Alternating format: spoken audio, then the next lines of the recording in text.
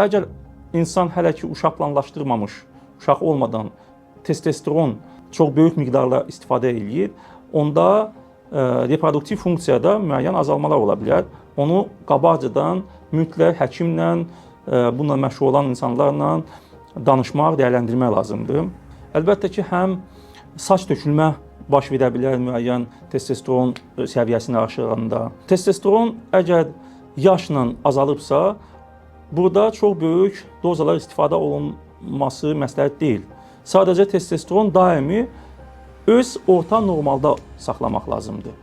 Məsəl üçün, bu insan əgər əvvəlcədən özünlə məşğul olurdu, öz testosteron səviyyəsi bilir, ortalama səviyyədədir.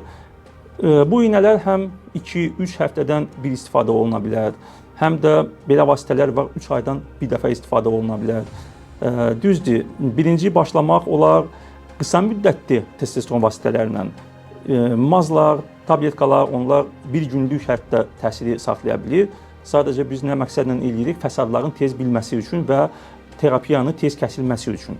Ondan sonra bunlar araşdırandan sonra uzun müddətli müalicə keçə bilirik.